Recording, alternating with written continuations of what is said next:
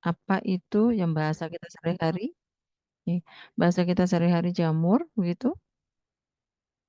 Apa itu? Yuk, siapa? Yang apa namanya? Teman-teman lain yang nanti saya udah mulai mencatat lagi ya. Siapa yang aktif dari awal? Oh, saya waktu masuk kelas belum menyampaikan penilaian kah? Waktu itu udah lihat ya, yang masuk pertama ya. Iya Bu, untuk pengantar RPS itu juga ada Bu Dalia yang menyampaikan kontrak perkuliahan.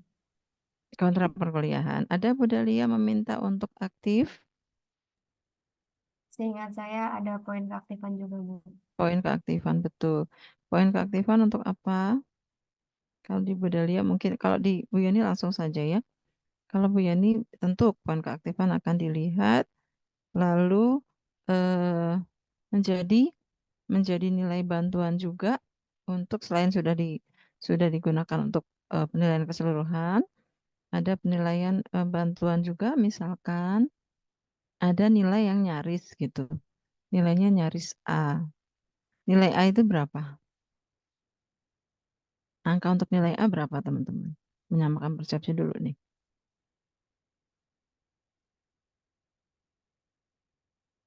Iya, sana baik.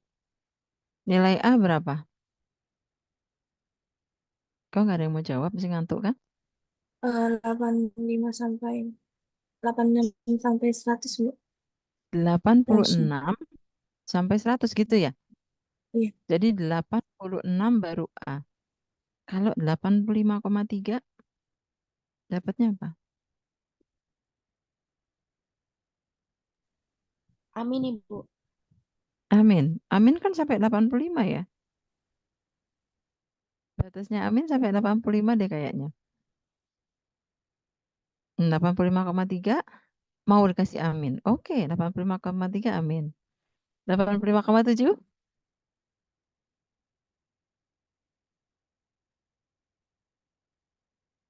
85,7? Nggak ada yang mau respon. Ah, biar temen yang Amin, jawab, saya nggak usah amin jawab. juga, Bu. Amin juga 85,7. Iya, Reno. Iya, Teman-teman Bu. setuju. Oke, teman-teman setuju juga ya 85,7. Amin. Baik. Nanti kalau ada yang dapat nilai 85,7, 85,6, Bu Yani buat amin. Baik, udah dikunci ya. Karena kalian nggak ada jawab, kita sesuai dengan Reno. Oke, baik. Padahal Bu Yani biasanya mau ngasih 85,6 itu A. Ya, 85,6 ke atas A. Bahkan 85,3 saya bisa kasih A. Udah, tapi tadi udah mintanya amin loh ya. Nggak jadi A loh ya.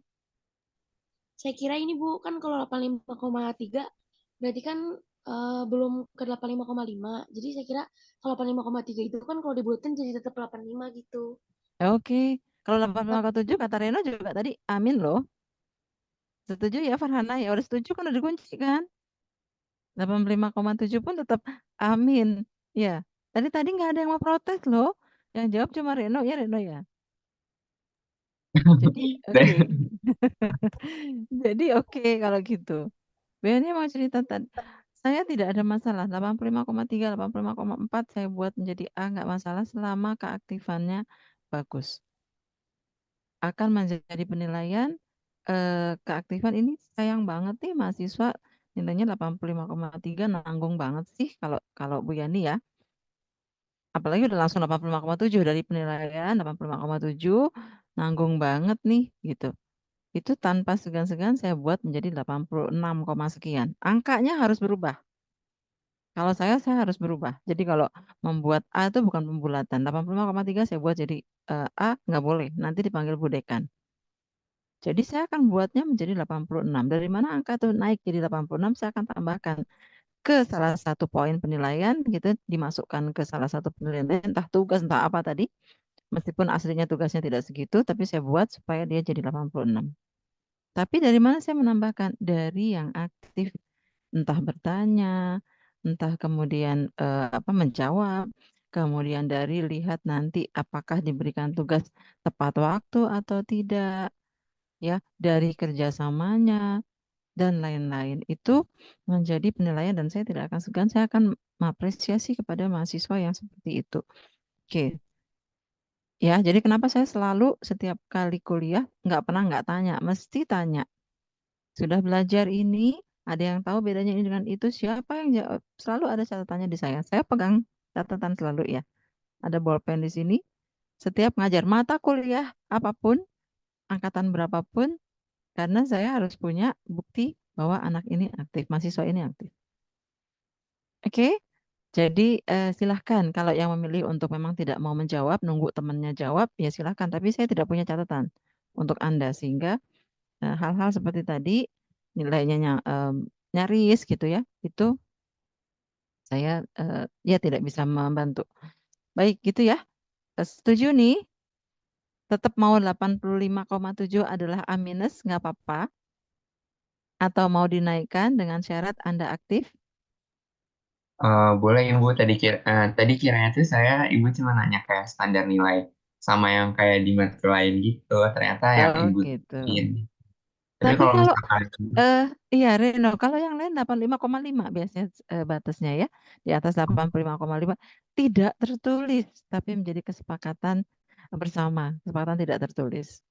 Ya, baik, Reno setuju. Jadi saya janjinya cuma sama Reno. Oke, nanti yang saya perlakukan hanya Reno saja. Oke ya Reno ya. Yang saya perlakukan Reno aja, karena Reno yang aktif dan Reno yang menjawab kontraknya hari ini dengan Bu Yani nih. Ya Bu, saya setuju. Ya baik. Kalau gitu nanti kalau kalau apa namanya nilainya nyaris-nyaris Reno yang saya bantu loh ya, yang lain enggak loh ya. Dikunci nih Betul sama deh, Bu. PJD. Apa? Tuh kalau udah kayak gitu suaranya baru keluar nih. Mana? Siapa? Jawab. Saya, Bu. Reno. Setuju sama Reno. Tuh, Farhana sudah setuju. Tapi tadi kalau ditanya Farhana juga belum menjawab. Ya, apa Farhana kemarin sudah menjawab ya? Baik, ini supaya tidak menghilangkan banyak waktu. Saya suka jawab sih, Bu. Yang Oh kemarin. iya, langsung protes. Bu, nanti kalau itu tunjukin recordingnya. Nah, makanya di record. Recordnya bukan cuma materi kuliah saja, nanti saya akan punya bukti, oh ini yang suka jawab ini, yang tidak. Gitu kan ya? Kalau ditanya baik. Lanjut, tadi sudah Vanjai, ada tadi pertanyaan pertama saya, siapa yang tahu tentang Vanjai? Apa aja yang diketahui? Silakan. Saya izin Bu, jawab, saya Bu. izin jawab Bu. Pak Isal, oke. Nah, gitu dong. Iya, Sinta, entar dulu ya. Faisal, silakan. Setahu saya jamur itu makhluk eukariotik. Salah satu cirinya dinding selnya itu terbuat dari kitin. Terus Mm-mm. dia heterotropik. Heterotropik biasanya sebagai dekomposer terbagi menjadi tiga. Yang pertama ada kapang, ada kamir, dan ada cendawan. Mungkin itu Oke. aja Bu. Baik, terima kasih Faisal. Sudah ada beberapa poin. Eukariot, heterotrof, kemudian dekomposer, kata kuncinya ya. Kemudian kapang kamir dengan cendawan. Dinding selnya dari kitin Bu. Oh iya, kitin. Nih udah dicatat belum kesebut. Baik, itu poin-poin yang disampaikan oleh Faisal. Ada yang mau menambahkan? Saya izin, Tadi Bu. Cinta. Izin menambahkan, untuk tadi Pak Haikal sempat menyebutkan bahwa jamur itu heterotrof. Ya benar, dia juga merupakan Bu, Hmm. dia juga merupakan organisme yang tidak memiliki klorofil sehingga dia tidak bisa berfotosintesis dan tidak bisa menghasilkan makanannya sendiri. Lalu juga Hmm. jamur itu ada yang memiliki sel banyak atau multiseluler dan ada juga yang bersel satu atau uniseluler. Terus tadi Pak juga menyebutkan untuk klasifikasinya ada tiga, mungkin bisa dikerucutkan juga, ada yang makroskopis dan mikroskopis. Nah, untuk jamurnya sendiri ini,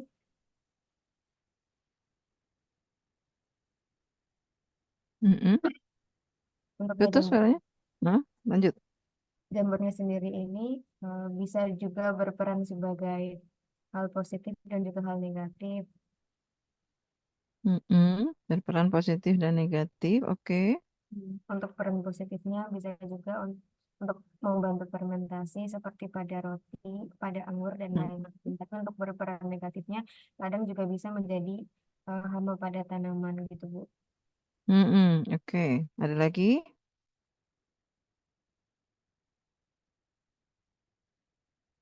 Bukan hama nyebutnya ya. Kalau penyebab penyakit untuk bakteri, jamur, virus kita nyebutnya sebagai patogen tanaman ya. Kalau hama biasanya ke arah hewan. Hama wereng gitu ya.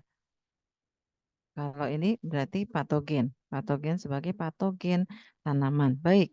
Terima kasih banyak Sinta. Tambah lengkap nih. Udah ditambah heterotrof. Kemudian tidak melakukan fotosintesis, multisel, unisel, mikro dan makroskopik. Kemudian peran positif dan negatif tadi ya. Sudah.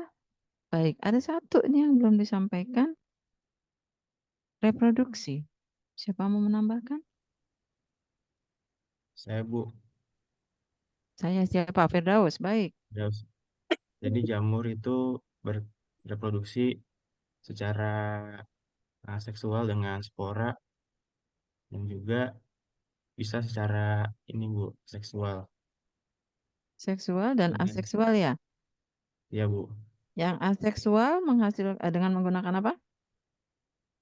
menggunakan Aseksual menggunakan apa? mengambil sebagian dari apa jamur itu kemudian dikembangbiakan Bu, Oke. Kalau yang aseksual, yang seksual, menggunakan spora. yang seksual dengan spora. Kalau yang aseksual bukan dengan spora ya, berarti sebagian tubuhnya lepas gitu, terus jadi atau apa namanya sel baru begitu ya. Jadi Iya jamur Bu. baru begitu kan? Baik. Nanti Bu Yani luruskan. Ya. Oke teman-teman. eh saya coba tayangkan dulu ya. Ini sudah yang disampaikan decompose eukariot. Baik. Bukan seperti bakteri, dia adalah makhluk eukariot. Ya bedanya dia eukariot. Kemudian eh heterotrof. Apa tadi heterotrof artinya? Ini sambil Bu Yani nyiapkan PPT-nya. Heterotrof artinya apa? Siapa mau bantu jawab lagi? Dia dapat membuat makanannya sendiri, Bu. Tidak dapat membuat makanannya sendiri, kata Roro. Maksudnya tidak dapat membuat makanannya itu apa sih? Sehingga dia tidak bisa membuat, Tidak memiliki klorofil, Bu. tidak memiliki klorofil. Kalau memiliki klorofil berarti dia bisa membuat makanan. Begitukah? Kalau tidak dapat membuat makanannya sendiri karena tidak memiliki klorofil. Artinya klorofil itu digunakan untuk membuat makanannya. Begitu nggak kalau Bu Yani menyambungkan? Teman-teman semua boleh. Benar seperti itu? Memang makanannya itu apa? Kenapa kalau heterotrof dikatakan tidak bisa membuat, kalau autotrof bisa membuat makanannya sendiri? Emang yang dibuat apa sih? Makanannya dia itu apa sih? Pertanyaannya harus sekarang sudah lebih jauh ke sana. Udah kuliah nih. Bukan hanya menghafal, tapi tahu maksudnya. Tidak dapat membuat makanannya sendiri. Emang makanannya apa? Kita makhluk heterotrof atau autotrof? Kita manusia Heterotrof, Bu. heterotrof. Berarti kita tidak bisa membuat makanannya sendiri. Bu Yani bisa buat nasi goreng, buat telur ceplok. Ayo, bisa kan? Kalian juga bisa. Tapi kita dibilang tidak buat makanan sendiri. Apa sih makanan yang dimaksud di sini? Ada yang pernah bertanya? Ada yang pernah mencari tahu? Sekarang mohon diingat ya. Jadi nggak salah jawaban kalian tidak salah. Autotrof, trofi itu makanan. Tidak dapat membuat makanannya sendiri. Ya. Kemudian kalau autotrof dapat membuat makanannya sendiri. Can make their own food gitu ya. Bisa membuatlah apa? Kalau makhluk autotrof, apa sih yang dihasilkan? Sehingga dikatakan membuat makanan. Yuk, autotrof itu mampu melakukan apa? Izin jawab ya, Bu. Yes, Farhana. Bisa melakukan fotosintesis dengan menghasilkan glukosa dan juga tapi glukosa sih Bu yang digunain untuk nutrisinya. Jadi kalau misalnya heterotrof dia nggak bisa membentuk suatu karbon organik. Jadi dia bisanya itu ngambil karbon organik dari tanaman gitu, dari hasil fotosintesis tanaman. Tapi kalau misalnya tanaman sendiri, khususnya yang autotrof, itu dia bisa menyusun karbon organik itu jadi langsung makanan dia sendiri gitu, Bu. Kalau setahu saya itu. Oke, very good. Dia bisa membuat glukosa atau karbon organik. Balik lagi ke definisi membuat makanannya sendiri. Penjelasan Farhana benar sekali. Bisa membuat glukosa gitu ya, atau karbon organik. Kalau nanti dibalikan lagi dengan definisi dapat membuat makanannya sendiri, apakah makanannya sendiri itu glukosa? Sehingga dia bisa apa ini istilah bahasa Indonesia ya? Jadi ada dua pernyataan, pernyataannya itu kita tarik kesimpulan dari dua pernyataan tersebut. Pernyataan pertama dapat membuat makanannya sendiri. Yang kedua, dia dapat menghasilkan glukosa. Apakah makanannya sendiri itu glukosa? Kan jadi begitu pertanyaannya. Benar ya teman-teman ya? Benar apa enggak? Setuju ya? Oke. Apakah makanannya sendiri itu glukosa? Kalau begitu, dari pernyataan tersebut, oke. Organisme ini sudah di biokimia melakukan respirasi atau tidak? Ada organisme melakukan respirasi atau tidak? Masih ingat? Respirasi. Siapa jawab? Melakukan. Iya, melakukan respirasi. Baik, sekarang Farhana stop, standby. Teman-teman yang sudah menjawab standby. Bu Yani mau mendengar yang belum. Ada Sinta, Faisal, Firdaus, Reno sudah menjawab semua. Farhana di sini yang belum. Ya, yang belum. Tadi Saya respirasi. Iya, Lydia. Lydia sudah tadi menjawab? belum. Oh, belum. Baik. Sebentar. Melakukan respirasi. Itu menggunakan apa? Lydia, silahkan. Tadi Ibu bilang kalau organisme itu melakukan respirasi kan ya Bu? Baik. Terus, respirasi membutuhkan apa? Yang saya tahu ya Bu, yang saya ini tuh proses oksidasi Bu. Oksidasi. Baik, terima kasih Lydia. Teman-teman tolong diingat lagi waktu biokimia Bu Yandi sudah menjelaskan tahapan respirasi itu apa saja. Proses respirasi diawali dengan tahapan yang pertama adalah apa? Prosesnya, metabolismenya. Pemecahan apa pada respirasi tahapan yang pertama? Glikolisis, Ibu. Glikolisis pingkan, betul. Glikolisis artinya apa? Pemecahan glukosa, Bu. Pemecahan glukosa. Manusia melakukan respirasi atau tidak? Iya, Melakukan Bu. respirasi. Fungi, jamur melakukan respirasi atau tidak? Jamur melakukan respirasi apa tidak? Masih bingung? Baik, melakukan respirasi. Hewan melakukan respirasi atau tidak? Melakukan respirasi. Tumbuhan melakukan respirasi atau tidak? Kok jawabannya masih bingung nih? Wajahnya ada wajah-wajah bingung. Tumbuhan melakukan respirasi atau tidak? Apakah tumbuhan hanya melakukan fotosintesis?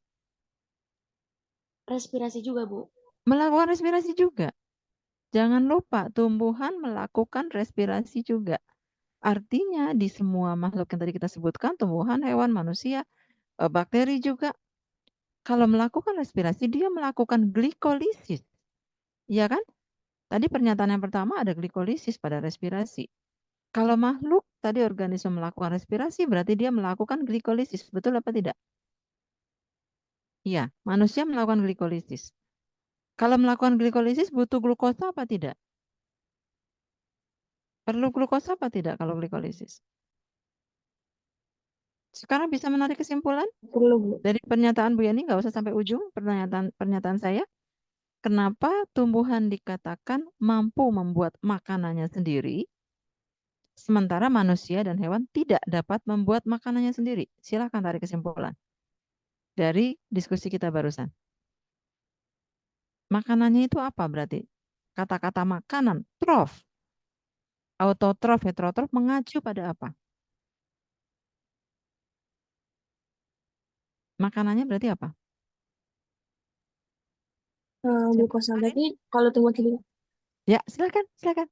kalau tumbuhan kan dia fotosintesis. Jadi dari hasil fotosintesis itu sendiri kan glukosa, dan dari glukosanya sendiri yang digunakan untuk respirasi seluruhnya, Bu. Oke. Untuk menghasilkan Kalau hewan? energinya dia. Kalau hewan? Kalau hewan Kalau manusia? hewan dari makanan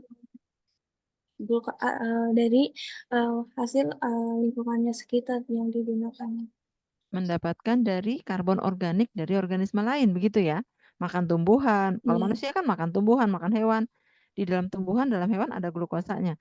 Berarti sekarang sampai sekarang bisa dipahami? Terima kasih Arin. Good. Kata Arin berarti konotasi mengatakan bahwa tadi can make their own food gitu ya, dapat membuat makanannya sendiri, autotrof, heterotrof sebetulnya itu melihat kepada menghasilkan karbon organik atau glukosa tadi. Tanaman bisa membuat glukosanya sendiri, dia pakai lagi untuk glikolisis.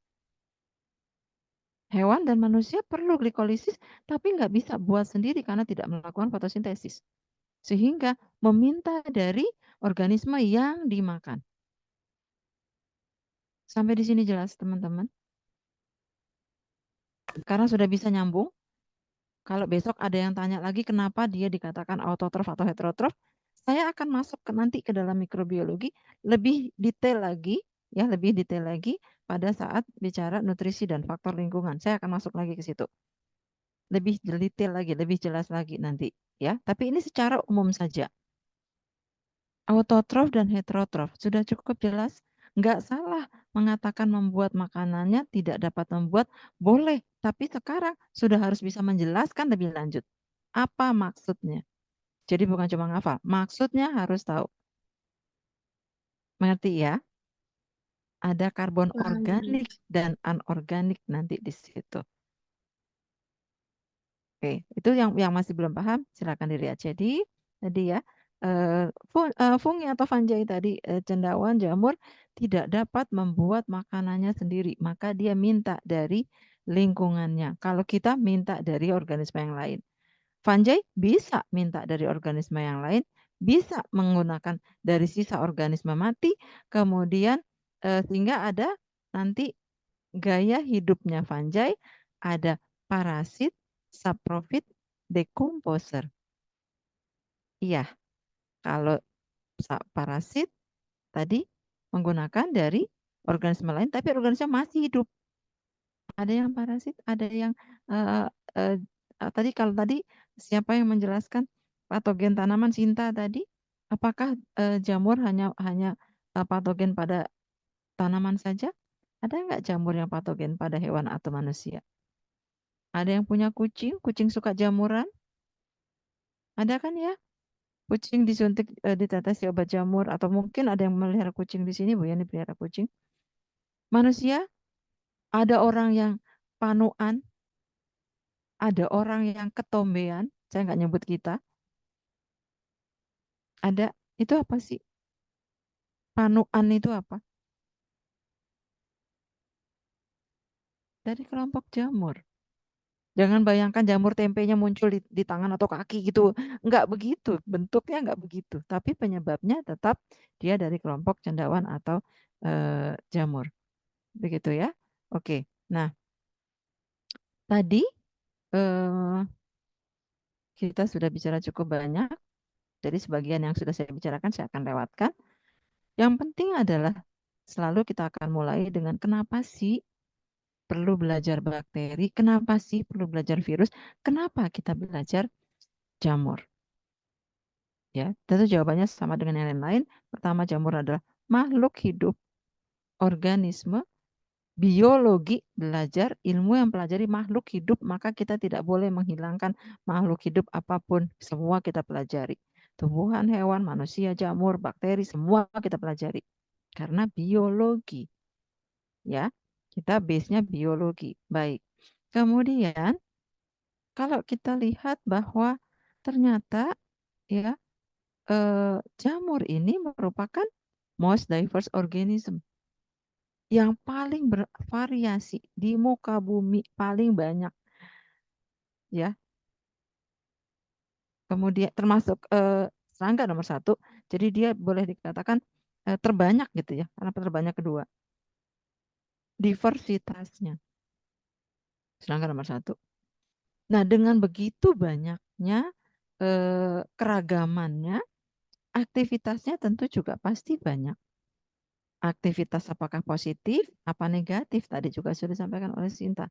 Ada peran positif, peran negatif. Tentu kita harus mempelajari kalau positif supaya kita bisa manfaatkan, negatif supaya bisa dihindari. Ya, dan dia menjadi penting bagi kehidupan manusia. Kalau kita konotasinya ke arah manusia, itu pada berbagai tingkatan tadi. Sebagai decomposer pasti sangat bermanfaat, sangat penting karena dia memecahkan, menghancurkan sisa-sisa organisme di alam. Bayangkan jika itu tidak dilakukan, numpuk semua sisa pohon, sisa hewan mati. Bagaimana bisa bertahan hidup? Bagaimana keseimbangan alam bisa terjaga? Ya, dari decomposer. Oleh karena itu, decomposer menjadi poin penting di dalam rantai makanan. Nanti rantai makanan jadi jaring-jaring makanan, kan begitu ya? Oke, nggak bisa rantai makanan tidak ada decomposer. Sebagai makanan, bisa jamur dimakan? Ada yang tahu pernah makan jamur apa aja? Jamur kancing, Bu. Jamur kancing, oke. Sana Eka, Jamur apakah tiram, Bu. jamur kancing, jamur tiram, jamur apalagi? Jamur kancing nama latinnya apa? Cari ya nanti ya, Hasana Eka. Jamur kancing namanya apa latinnya? Jamur tiram namanya apa? Reno. Jadi Uh, sekarang setelah ya silakan Reno. Pleurotus, Bu, kalau nggak salah. Pleurotus, ada Pleurotus austratus, Pleurotus yang lain-lain. Jadi karena kita biologi, betul, makan jamur kancing, jamur tiram, jamur merang, bla bla bla. Sekarang lebih jauh lagi cari tahu ini namanya apa ya, gitu. Ya, belajarnya lebih jauh gitu. Jadi Bu Ina akan selalu menjelaskan stepnya supaya Anda kelihatan Anda lebih maju bahwa ada yang diperoleh dari mata kuliah ini atau ada yang diperoleh ketika Anda belajar di kuliah ini di biologi. Kadang-kadang apa sih gue pernah belajar apa sih? Eh, rasanya biasa-biasa aja. Nah, itu tanpa Anda sadari sebetulnya Anda sudah masuk ke step yang lebih jauh. Ya.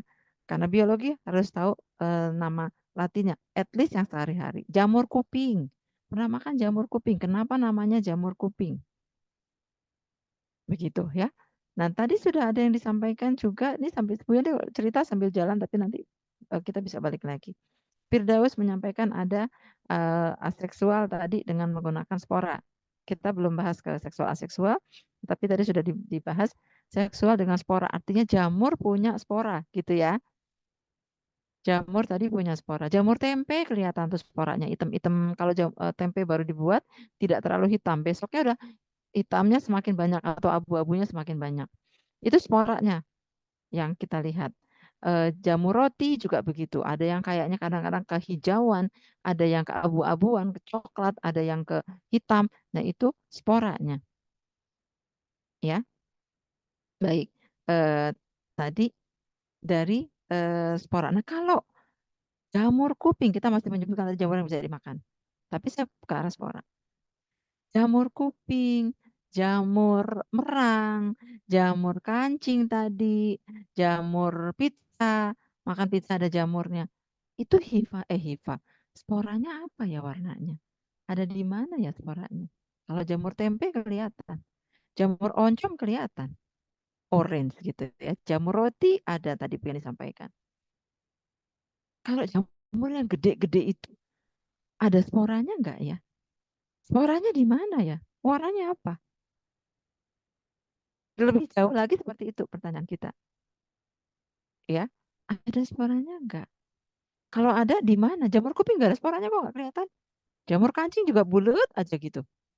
Enggak ada sporanya. Kalau gitu dia berarti enggak seksual tuh Bu. Berarti dia seksual. Apakah seperti itu? Nanti kita akan bahas di dalam reproduksi. Tetapi ada yang bisa jawab nggak sebelumnya? Sporanya di mana ya gitu? Ada nggak?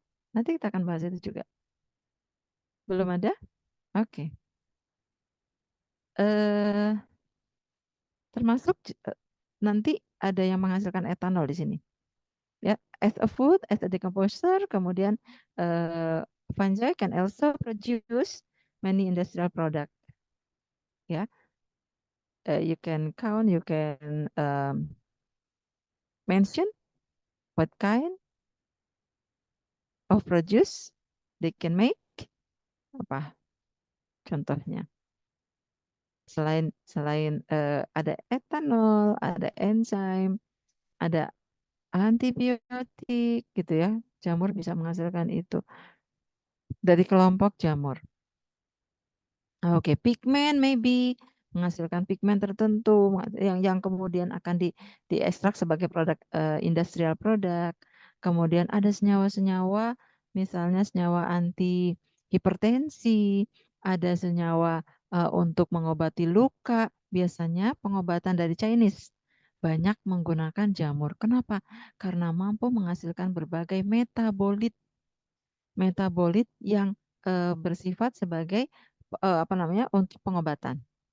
Ya, baik itu lebih jauh lagi belajarnya. Untuk mempelajari itu ada khusus mata kuliahnya atau kajiannya kita sebut sebagai mykologi. Ada mata kuliah mikologi Bu Dalia. Ilmu yang mempelajari tentang khusus jamur saja. Kalau mikrobiologi semua mikroorganisme, enggak semua ya. Karena kemarin kita sudah membahas mikroalga tidak kita bahas karena waktu yang tidak cukup ya. Tapi kalau khusus bakteriologi ketemu sama Bu Yani, mykologi ketemu sama Bu Dalia, virologi saya belum sempat pegang, waktunya enggak ada gitu. Nanti saya tanya Bu Anissa berkenan tidak gitu ya dan lain-lain. Karakteristiknya tadi sudah disampaikan betul. Eukariot sudah disebutkan Faisal tadi, kemudian non fotosintetik ya tidak mampu melakukan fotosintesis, punya dinding sel dari kitin atau selulus sudah berarti fungi punya dinding sel. Ya. Kemudian dia juga bisa punya cadangan makanan. Apakah bisa menghasilkan lipid atau glikogen? Loh kok mirip kayak manusia ya? Reproduksi seksual and asexual spore. Nah, ini yang kita lengkapi bersama-sama. Tadi masih dinyatakan bahwa dihasilkan aseksual dengan spora. Yang seksualnya belum disebutkan, menyebutkannya apa seksual dengan spora tadi ya. Aseksual yang belum disebutkan dengan spora, tapi dari bagian tubuhnya. Betul. Tidak keliru jawabannya. Kita lengkapi saja. Dua-duanya disebut sebagai spora, baik yang dihasilkan secara seksual maupun dengan aseksual, dua-duanya namanya spora, tapi nama sporanya nanti beda-beda.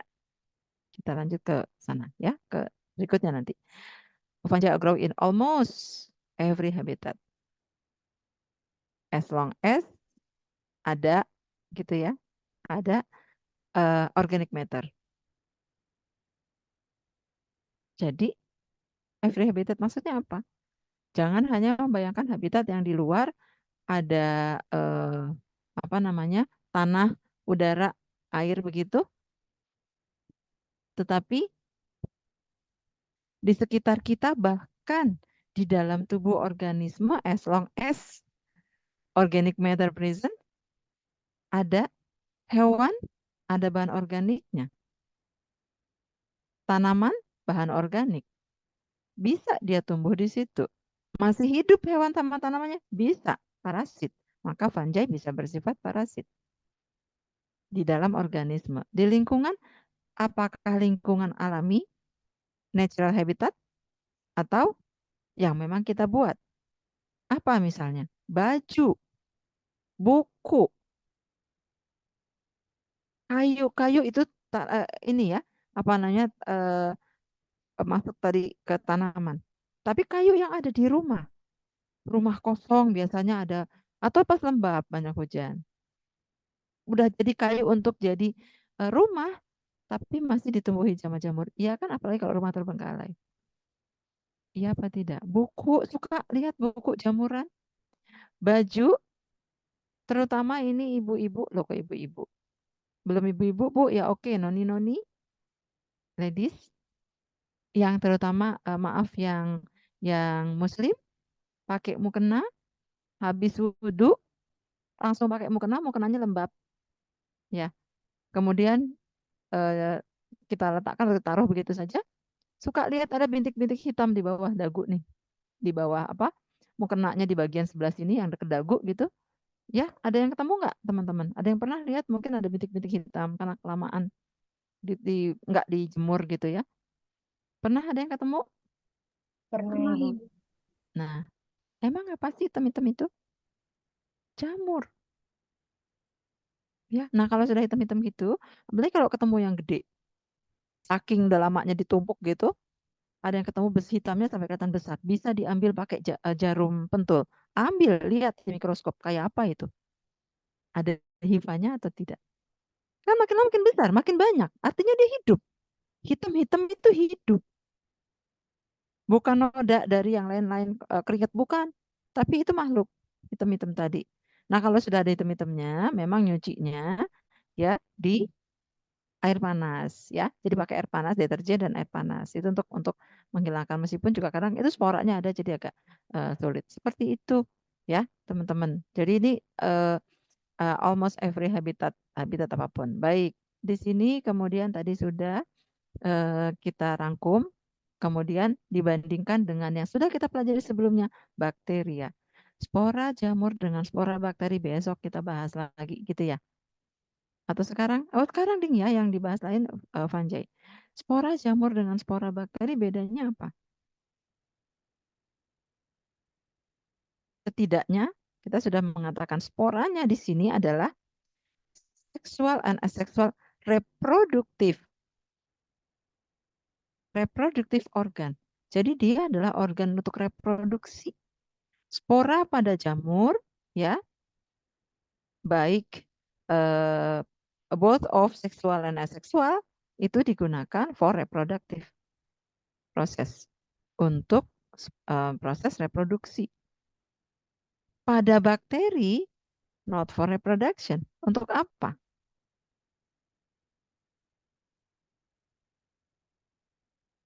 Berapa memang mungkin, tapi secara umum bakteri untuk Pertahanan hidup ya, Bu. pertahanan diri atau bertahan hidup. Betul. Jadi bakteri menghasilkan satu spora untuk mempertahankan diri. Dalam bentuk spora dia bertahan. Kalau kondisinya sudah baik, dia akan berkecambah lagi, jadi lagi bakteri lagi. Kalau virus tidak, memang dia produce enormous. Enormous sudah banyak sekali, enormous spores. Banyak sekali spora. Kemudian nanti akan disebarkan. Nyebar. Makanya kenapa roti tadi hari ini masih di pojok aja jamurnya, besok mau kelupaan tambah banyak karena sporanya sudah nyebar. Ya, baik. Kemudian tadi juga sudah dibahas secara umum di depan ada nutrition. Jadi nutrition di sini betul, makanya Bu Yani bilang nggak salah yang menyebabkan tidak dapat membuat makanannya sendiri, can make own food, betul. Ya, di luar dia akan memasukkan senyawa organik ke dalam selnya, ke dalam hifanya, gitu ya, dimasukkan dengan cara absorpsi. Jadi dia proses mendapatkan nutrisinya dengan absorpsi, absorb. Ya, gimana caranya mengabsorb? Kalau sekarang lihat ada jamur di atas kayu mati, kayu yang sudah mati gitu ya, atau di tanah. Ini lagi musim hujan karena tiba-tiba di bawah pohon muncul tuh ada jamur-jamur bertubuh buah, apa yang jamur payung gitu. Itu dia absorb apa sih? Yang dimasukkan ke tubuhnya itu apa nutrisinya? Ya ada karbon dan lain-lain gitu. Caranya gimana? Lah kan tanaman segede gitu. Lama-lama tanamannya hancur. Bagaimana caranya? They produce extracellular enzyme. What is extracellular enzyme? enzyme that work in a surrounding outside of cell, outside of hifa. Jadi enzimnya dikeluarkan dari selnya, bekerjanya di luar sel. Ingat, extracellular enzyme, enzim yang bekerja di luar sel. Intracellular enzyme, enzim yang bekerja di dalam sel. Enzim untuk proses glikolisis, enzim untuk proses transkripsi translasi, enzim untuk macam-macam bekerja dalam sel. Tapi enzim yang untuk mendegradasi makanan di luar atau sumber-sumber nutrisi di luar itu berarti dikeluarkan dari sel. Dikeluarkan, maka dia jadi enzim ekstraseluler. Bakteri pun melakukan itu. Kenapa sih harus mengeluarkan enzim? Karena yang di luar besar ukurannya, too big, nggak bisa masuk ke dalam sel. They need to degrade first, degrade dulu, degradasi dulu, dipecah dulu, baru dalam bentuk yang small itu bisa diabsorb, bisa ditransport masuk ke dalam sel. Sampai di sini jelas? Makanya kenapa pohon kayu mati itu lama-lama habis masuk ke tanah. Karena hancur. Kok bisa hancur? Dirusak oleh enzim. Enzimnya dihasilkan keluar, di luar kemudian baru memecahkan. Oke ya, nah, makanya dia disebut heterotrof. Mengambil nutrisinya dari luar. Makanannya tadi dari luar, nggak bisa menghasilkan sendiri. Beda dengan tanaman, dia menghasilkan glukosanya sendiri. Baik, dari situ jadi ada decomposer, parasit, ada yang simbiosis mutualisme, bersimbiosis.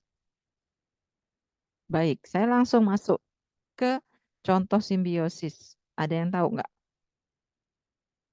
Jamur melakukan simbiosis dengan apa? Contohnya apa? Kalau izin jawab, Bu. Yes, Kalau ini setahu siapa? saya untuk jamur sendiri Arin. dia bersimbiosis sama tumbuhan kayak itu seperti lichen. Lichen bersimbiosis dengan apa? Dengan jamur. Jamur di sini Dengan tumbuhan. dengan tumbuhan. Baik, Iya. ada yang punya jawaban lain? Mengapa lichen bersimbiosis dengan tumbuhan? Kenapa kenapa Arin menyampaikan simbiosisnya dengan tumbuhan? Dia ditemukan di mana sih lichen itu? Di tumbuhan ya? Di batang-batang tumbuhan ya? Iya, Bu. Oke, baik. Terima kasih. Ada yang punya jawaban lain nggak? Kalau kata Saya mau Arin, coba, Bu. oke sebentar. Kalau kata Arin tadi, lichen bersimbiosis dengan tumbuhan, artinya lichen adalah jamur ya? Berarti lichen itu jamur, begitu Arin? Dia bersimbiosis dengan tumbuhan, begitu? Bukan. Oh bukan. Gimana? Lichen nggak bisa dibilang jamur juga, Bu. Jadi kalau di les strukturnya itu nanti ada bagian lapisannya gitu, Bu. Oke, baik. Ya, ya oke. Lapisan di mana hifa di jamurnya bersimbiosis di situ. Hifanya bersimbiosis dengan tumbuhan. Baik, jadi jamur bersimbiosis dengan tumbuhan. Baik, tadi yang mau jawab siapa tadi? Yang mau jawab siapa? Saya mau jawab Bu, gitu. Siapa Saya tadi? Ibu Siapa? Pingkan? Pinkan, Bu. Iya. Baik. Ya, apa Pingkan? Jadi setahu saya jamur itu bisa bersimbiosis sama tanaman. Contohnya jamur mycorrhiza. Jadi dia bersimbiosis sama akar tanaman. Jadi nanti hifanya yang jauh itu bisa kayak buat lingkungan itu penuh sama unsur hara, tapi dia juga bersimbiosis karena dia bisa menyerap nutrien dari akar tanaman tersebut, Bu. Betul. Baik, terima kasih Pingkan. Mycorrhiza. Myco jamur, rhiza akar. Mycorrhiza adalah jamur yang bersimbiosis dengan akar, khususnya akar tanaman. Kalau dia bersimbiosis dengan akar, maka jamurnya tadi, ini saya punya gambarnya nggak sih di belakang? Mungkin ada ya. akar akar tanaman itu jadi panjang, lebih panjang karena ada tambahan hifa. Dia akan bisa menjangkau daerah yang lebih jauh, membantu tanaman mendapatkan nutrisi pada area yang lebih jauh karena akarnya jadi kayak ada kalau ada hair extension gitu ya, rambut dipanjangin, kalau ini akar tanamannya dipanjangin oleh hifa dari jamurnya tadi. Jamurnya sendiri tertolong karena dia sudah dapat nutrisi yang dibutuhkan dari eksudat yang dilepaskan oleh akar tanaman. Nggak usah cari jauh-jauh, dia sudah dapat. Tapi dengan dia dapat itu, hifanya jadi makin panjang. Hifa yang makin panjang tadi bisa menjangkau area, dia juga bisa mendapatkan dari area yang lebih jauh. Tanamannya akan terbantu. Itu kalau tadi mikoriza. Lichen sekarang. Yang simbiosis itu kalau lichen, itu antara jamur dengan tanaman kah? Lichen. Dengan Lichen? Bantu jawab ya, Bu. Iya, Niken? dengan Dengan alga, Bu, setahu saya. lichen adalah simbiosis jamur dengan alga. Lichennya sendiri itu sudah simbiosis. Lichennya adalah bentuk simbiosis. Betul, Niken. Terima kasih. Bentuk simbiosis antara jamur dengan alga. Ya. Kok bentuknya kayak gitu, Bu? Nggak kelihatan. Jamur sama alganya yang mana? Jamurnya mana alganya?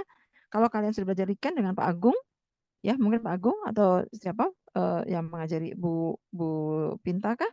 Atau Pak Agung, itu lichen nempel di batang tanaman bentuknya ada seperti itu ya. Baik, itu nanti saya akan dicari tahu lagi kenapa seperti itu.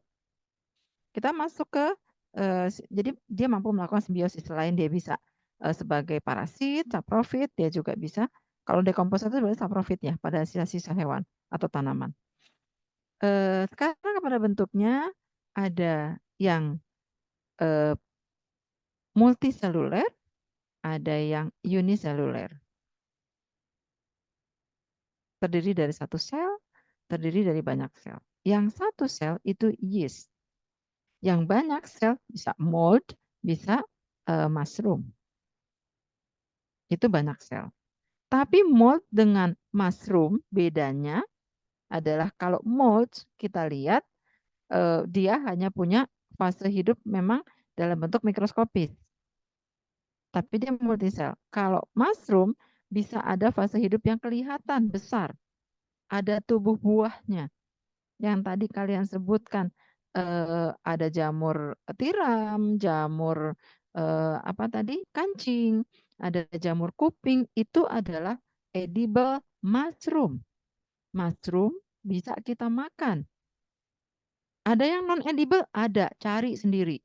Ada manfaatnya non edible mushroom, ada. Mushroom itu nggak cuma dimakan, bisa untuk yang lain.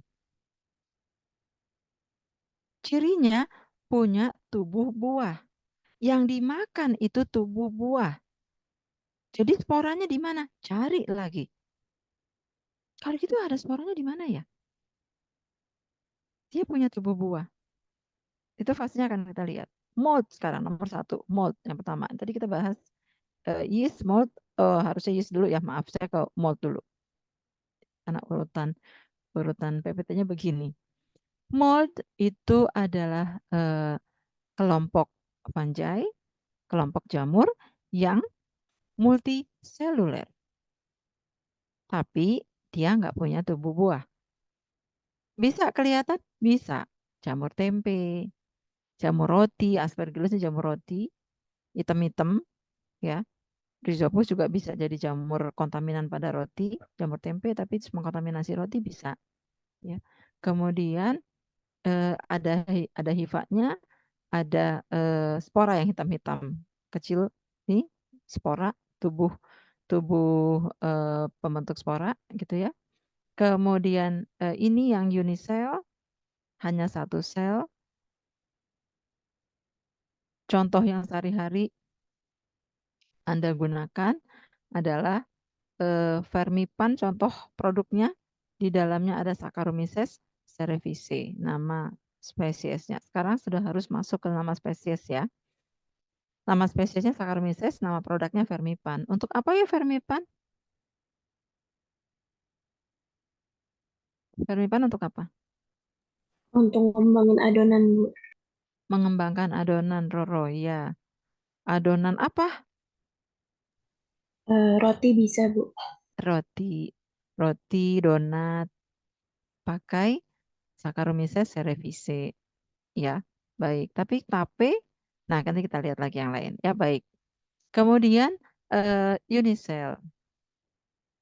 Ada yang fission, ada yang budding. Ini maksudnya cara memperbanyak dirinya. Reproduksi untuk kelompok uniseluler itu satu belah gitu ya, membelah atau membentuk budding. Kalau budding itu berarti ini ada gambarnya, budding itu membentuk tunas.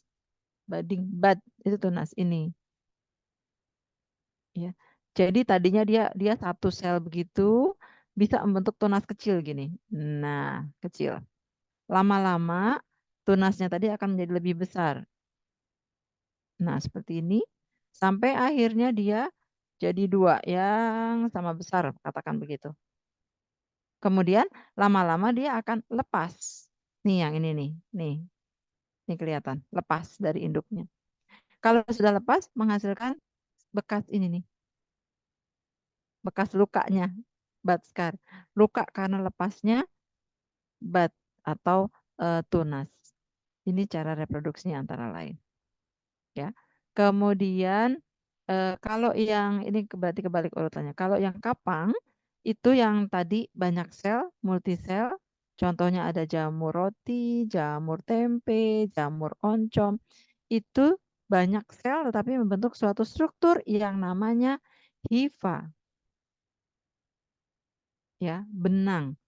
Satu benang itu disebut hifa. Ini ada benang-benangnya nih. Kelihatan garis-garisnya ini ya. Hifa. Ada tulisan aerial hifa. Vegetatif hifa. Namanya hifa yang benangnya itu. Ya, oke. Kemudian, itu kok balik-balik sih ini PPT-nya kenapa? Habis cerita hifa, kemudian ini. Beberapa menghasilkan apa namanya hifa semu untuk kelompok yang satu sel. Baik, yeast tadi ini ya, yeast uniseluler, oke. Ini yeast, nah ini tadi sudah. Dalamnya seperti apa ya? Sama, ada nukleusnya, ada vakuolanya, ada ribosomnya, ada mitokondrianya, karena dia sel vegetatif, tetapi satu sel. Kemudian ini yang mold tadi, ada hifanya, ini hifa yang panjang ini, yang mendukung, ini ini hifa. Kemudian nanti ini ada badan pembentuk spora.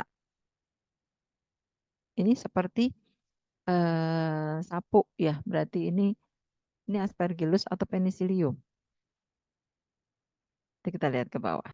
Nah, ini ya secara ilustrasi.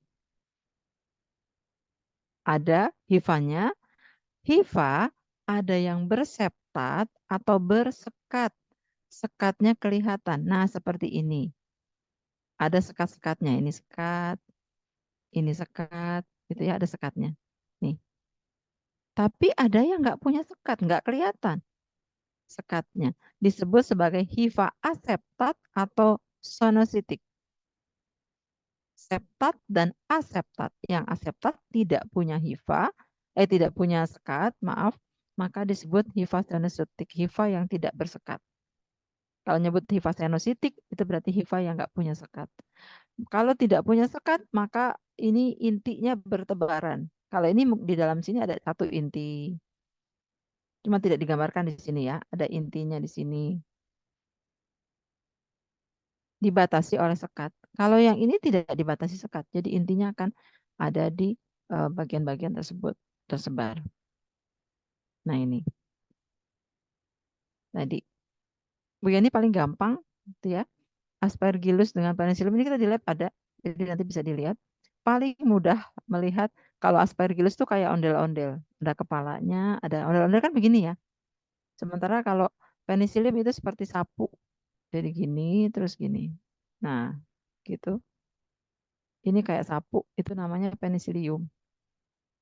Ya, ini tentu ada. Nah, ada ini lagi ilustrasinya. Tadi sudah diperlihatkan. Ini yang kayak ondel-ondel adalah kelompok Aspergillus. Dua-duanya bisa di roti. Baik, itu tadi baru perkenalan antara yang unisel, multisel, ada yang punya hifa dan ada yang tidak. Nanti lebih jauh lagi dipelajari, tadi ada hifa aerial, hifa yang di permukaan naik ke atas. Ada hifa vegetatif yang di dalam. Misalkan tempe. Nanti sekarang udah belajar jamur, di rumah punya tempe mentah, dilihat. Tempe mentah ini gandeng-gandengan kedelai. Kedelainya bergandeng-gandeng karena apa? Ada hifa yang melilit di situ yang menghubungkan butiran kedelai yang satu dengan yang lain. Ya itu hifa tadi. Kalau bisa dipecahin, diambil pakai jarum pentul, meskipun nggak lihat pakai mikroskop ya, akan kelihatan kayak benang-benang. Baik, itu namanya hifa. Kemudian ada sporanya juga. Kita bisa lihat lebih jelas kalau pakai mikroskop. Nah, di dalam kedelai tadi ada hifanya yang di permukaan. Hifa yang di permukaan gitu, ke atas dia biasanya. Kalau tempenya Anda lepaskan dari pembungkusnya, apakah plastik atau nih PR mumpung lagi libur, di rumah punya tempe dibungkus plastik atau daun. Lepas daunnya atau plastiknya. Diamkan di luar, diamkan, nanti akan muncul kayak rambut-rambut yang berdiri gitu. Kalau dibungkus kan pasti rambutnya tidur gitu kan, kepencet sama bungkusnya gitu. Mengerti ya maksud Bu Yani ya? Kalau pembungkusnya tadi dilepas dan didiamkan beberapa jam saja, Anda taruh pagi, siangnya itu dilihat udah ada rambut-rambut halus gitu yang berdiri keluar. Nah, itu yang disebut hifa aerial, hifa yang kontak dengan udara, yang fungsinya melakukan nanti respirasi. Lebih ke arah respirasi. Jadi jamur melakukan respirasi. Heterotrof tadi. Tapi ada hifa yang nanti masuk ke dalam butiran dari kedelainya tadi. Ada kedelai, dia nancep ke situ. Menyerap nutrisi dari kedelai. Nah, itu yang disebut hifa vegetatif. Tadi kalau tadi ada istilah hifa vegetatif, di mana ya? Ini tadi sudah ya, hifa septat dengan sonosetik atau aseptat. Ini aerial, ada vegetatif. Yang aerial yang dia akan ke atas, vegetatif yang nancep di dalam substratnya. Kalau ditumbuhkan dalam cawan petri seperti ini, yang masuk ke dalam substratnya untuk mengambil nutrisi dari agar di dalam cawan petri itu yang vegetatif. Yang aerial yang muncul di permukaannya. Ya, ini bisa lihat di lab saja Bu. Enggak, tadi di tempe Anda bisa lakukan di rumah. Baik, kemudian berikutnya mushroom. Mushroom yang punya tubuh buah. Kalau di film kartun Putri Salju ya kalau nggak salah ya. Suka ada jamur yang warnanya merah, totol-totol putih gitu ya. Cantik gitu ya jamurnya ya. Mushroomnya. Pernah lihat di film kartun. Diilustrasikan jamur itu ada jamur yang dia merah, totol-totolnya putih begitu ya. Itu ikonik Iya, banget gitu. Iya, Bu. Ada nggak di dunia nyata? Jamur yang warnanya merah atau orange gitu ya. Terus ada totol-totolnya. Ada nggak di dunia nyata? Cari dong. Ya. Oke. Kalau jamur tadi kemudian beda dengan jamur silakan ekspor. Jamur-jamur ini, jamur payung tadi entah yang cantik ada totol-totolnya atau yang sederhana seperti yang sering kita ketemu di kebun, di lapangan. Anda sedang pergi tugas ke lapangan dengan Pak Agung atau Pak Isnin atau yang lain. Terus ketemu jamur-jamur seperti ini. Dia punya hifa enggak? Dia punya spora enggak? Tadi pertanyaan Bu Yani. Punya. Tapi pada saat dia sudah jadi bentuk seperti ini, reproductive structure atau hasil tubuh buahnya, itu enggak kelihatan lagi hifanya. Jamur kancing itu yang dimakan apa sih tubuh buah? Tubuh buah itu tersusun atas apa? Hifa yang sudah memadat. Ya, jadi kalau ini tubuh ini tadi entah jamur kuping, jamur kancing dan lain-lain, dilihat gitu ya, sebetulnya dia tersusun atas, ini gambar yang sebelah kiri, tersusun atas hifa ini. Ini hifa-hifa semua nih. Nah, ini memadat jadi seperti ini. Bentuk jamur kancingnya bisa macam-macam. Ada yang tangkainya panjang, stipe-nya panjang, ada yang pendek gitu ya. Ada yang bentuknya bulat gitu, tudungnya. Ada yang seperti ini tudungnya. Itu hifa. Ini ada stipe-nya di belakangnya, garis bilahnya. Aslinya sebelum jadi tubuh buah, dia bagaimana? Kayak gini. Jadi kalau misalnya di kebun kita atau di pot tanaman kita, ini tumbuh jamur. Dari kemarin juga dia sudah ada. Kelihatannya baru sekarang. Iya. Niken coba perhatikan dulu diskusi dengan yang lainnya ditinggalkan dulu, tolong perhatikan. Boleh ngobrol sebentar gitu ya. Sebentar kalau ada perlu, tapi lebih banyak tolong perhatikan dulu. Teman-teman semua juga. Baik. Ini ya. Jadi sebetulnya dari kemarin ketika belum ada tudungnya itu udah ada. Cuma dalam bentuk apa? Dalam bentuk hifa yang tidak terlihat. Seperti ini hifa-hifa nih. Ya, rambut-rambut ini yang ada di tanah atau di serata dari tanaman dalam pot tersebut gitu. Begitu nanti musim hujan, kok muncul di situ tubuh buahnya. Kok bisa tubuh buahnya hanya muncul di saat itu? Sebetulnya dari mana sih tubuh buah itu? Apa yang menyebabkan munculnya tubuh buah? Ini dari sini. Sebenarnya dia struktur reproduktif. Reproduksi yang mana? Yang seksual atau aseksual? Silahkan cari. Tubuh buah itu, ya, kok bisa muncul tubuh buah? Supaya Anda bisa eksplor sendiri, cari tahu. Oh, jamurnya kata Bu Yani sebetulnya dia ada dalam fase hifa loh. Ada fase hifa, ada fase berbentuk tubuh buah. Bagaimana fase tubuh buah itu muncul? Fruiting body.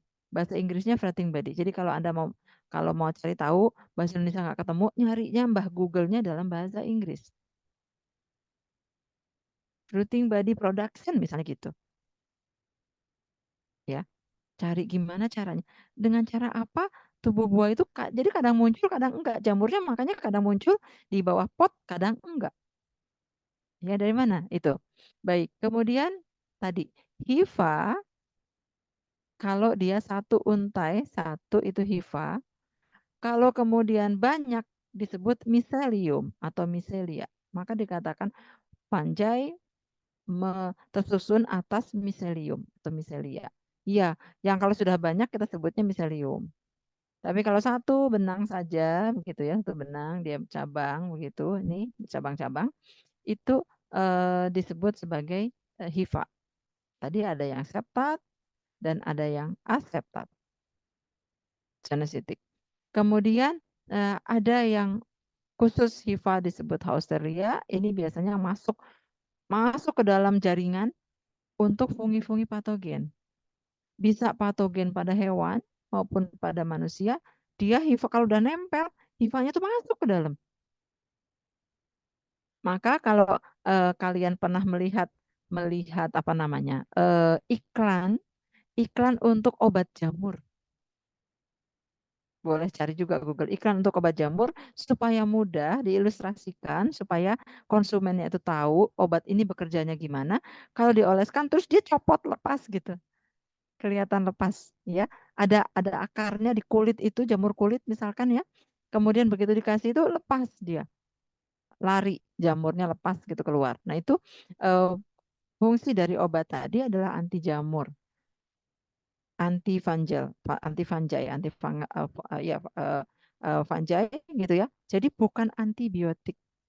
Ini juga perlu diingat. Antibiotik itu bekerja pada bakteri. Kalau untuk jamur kita nggak nyebutnya antibiotik, anti jamur, obat anti jamur. Kalau untuk virus sakit cacar, ya antivirus. Tapi Bu, kalau orang sakit virus, sakit flu, suka dikasih antibiotik tuh bukan buat virusnya. Tapi untuk bakteri yang secondary infection misalnya. Orang sakit flu, lama-lama ada batuknya, ada sakit tenggorokannya. Nah, sakit tenggorokan tadi bukan karena virusnya, tapi karena bakteri ya yang ada di tenggorokan.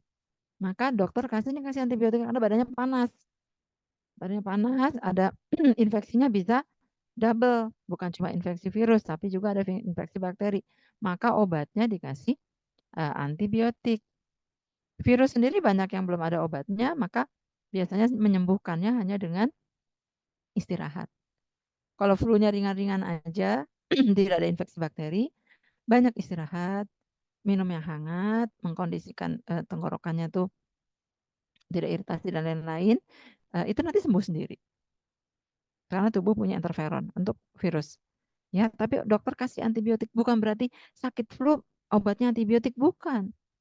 Sakit cacar air dikasih asiklovir antivirusnya. Tapi untuk infeksi yang lainnya, mencegah infeksi yang lain dikasih, atau mengatasi infeksi yang lain dikasih antibiotik juga. Karena kalau sudah masuk virus, daya tahan tubuh turun. Kalau daya tahan tubuh turun, mikroba yang ada dalam tubuh, bakteri yang aslinya dalam tubuh nggak bikin sakit, bisa jadi bikin sakit karena jumlahnya tambah banyak. Sebetulnya ke situ prosesnya ya. Jadi antibiotik itu untuk bakteri. Antifungi ya untuk fungi. Jadi jangan sembarangan sakit jamur terus minum antibiotik. Mungkin ada secondary infection dari bakteri ya. Dokter kasih antibiotiknya. Tapi untuk jamurnya dikasihnya anti jamur. Dioles gitu ya. Atau bahkan ada yang diminum kalau memang fungi-nya itu masuk ke dalam aliran darah, ya pasti ada obat anti jamurnya yang harus diminum. Begitu. Kemudian ada sifat pada jamur yang disebut sebagai dimorfisme. Dimorfisme adalah jamur yang bisa bentuknya bisa seperti mold, seperti hifa, bisa juga dia dalam bentuk bulat-bulat satu sel. Kalau mold berarti dia multisel tadi ya, multiseluler. Itu mold, kapang. Bahasa Indonesianya kapang.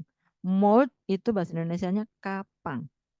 Yeast, unisel, bahasa Indonesianya kamir. Jadi Saccharomyces cerevisiae itu kamir. Rhizopus oryzae untuk roti itu kapang. Kapang tempe, kapang roti, itu maksudnya kepada kapang. Lebih jelasnya. Karena kalau menyebutkan jamur itu semua. Secara umum organisme ini adalah kelompok fungi, kelompok jamur. Tapi ada yang disebut sebagai lebih dalam lagi, tadi masih ingat ada kamir atau yeast, kapang atau mold, kemudian ada jamur bertubuh buah atau cendawan tadi. Jelasnya sampai sini ya. Untuk yang fungi dimorfisme, dia ada di tanah. Bentuknya, sifatnya saprofit. Bentuknya multisel, hifa. Tapi ketika jamur itu misalnya kelompok jenis yang patogen masuk ke manusia atau masuk ke hewan, ya patogen di dalam aliran darah manusia atau hewan tadi bentuknya jadi yeast-like, jadi unisel, jadi bulat. Masuk ke dalam sel, ketika dalam bentuk parasit, itu dia unisel. Ketika lepas nanti keluar ke tanah lagi atau ke tanaman, itu ke daun, sisa daun maksudnya ya, itu jadi mold lagi. Nah ini yang fungi yang modelnya bisa begini, jamur yang bisa seperti ini, disebut dimorphic fungi.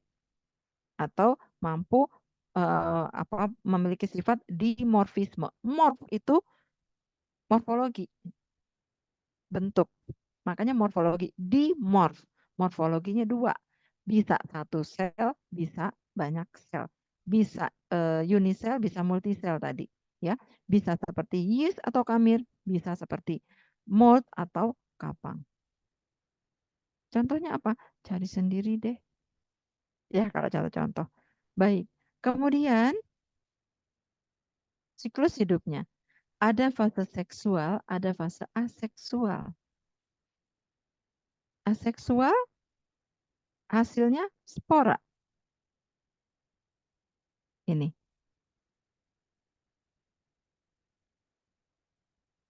Dari reproduksi aseksual menghasilkan spora. Dari reproduksi seksual menghasilkan spora juga. Jadi sama-sama spora, Bu Yani luruskan. Hanya kita akan memisahkan spora seksual dengan spora aseksual. Spora seksual yang dibentuk berdasarkan proses seksual. Jamur ada proses seksualnya, Bu? Ada. HIV-nya ada HIV positif, ada HIV negatif. Kita nggak nyebut HIV jantan, HIV betina. Tapi biasanya dalam istilah positif dengan negatif. Nanti di belakang ya untuk seksual. Yang aseksual ini dari miselium menghasilkan struktur penghasil spora. Ya, struktur penghasil spora. Ini ada miselium atau hifa tadi, ingat ya. Kalau hifa 1, miselium itu banyak. Jadi tubuh yang benang-benang tadi, tubuh aseksual. Menghasilkan sporanya aseksual. Ini sporanya. Lalu kalau dia bergerminasi, menghasilkan lagi hifa lagi, jadi miselium.